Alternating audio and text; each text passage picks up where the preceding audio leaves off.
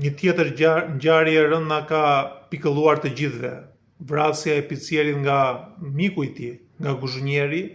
është një ngjarje shumë e rëndë, e cila tregon që shoqëria shqiptare është një shoqëri në depresion, është një shoqëri në ankth, është një shoqëri në stres, e cila reagon në mënyrë të tillë. Pra, për një fjalë goje, ne fillojmë dhe heqim qathe dhe vrasim shokun ton, vrasim mikun ton, vrasim kolegun ton, ku punojmë çdo ditë.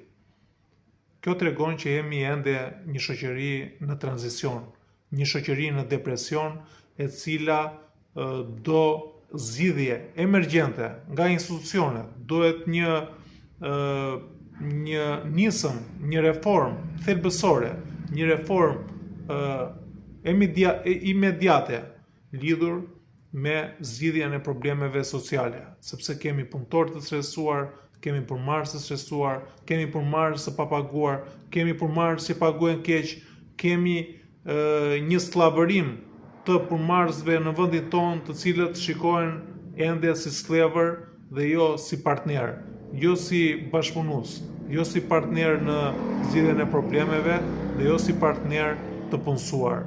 Kështu që nisma ligjore duhet të jenë duke filluar nga sigurimi minimumit jetik, duke filluar nga paga minimale, e cila duhet të jetë jo më pak se 60.000 lekë të reja, duke filluar me nisma të tjera, siç është partneriteti shtet-privat, për sa i përket konsultimit të problemeve, duhet që punëmarrësit të kenë një kontroll riguroz, pra edhe për sa i përket problemeve që ata mund të kenë, një kontroll psiqik nga ana e shëndetit mendor, por edhe një kontroll psikologjik. Pra, këto zgjidhen vetëm nga bashkëpunimi mes shtetit dhe privatit. Këto ngjarje janë të papranueshme për një vend i cili aspiron të futet në Bashkimin Evropian. Duhet që këto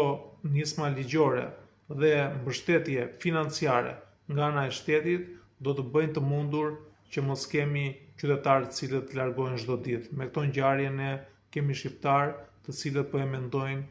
jetesën në vendin tonë. Kështu që ne duhet të ngremë zërin për zgjidhjen e këtyre problemeve, se këto janë probleme të përditshme dhe ne pothuajse çdo javë kemi ngjarje të tilla. Ngjarje ku marrja e jetës së një qytetari është vetëm për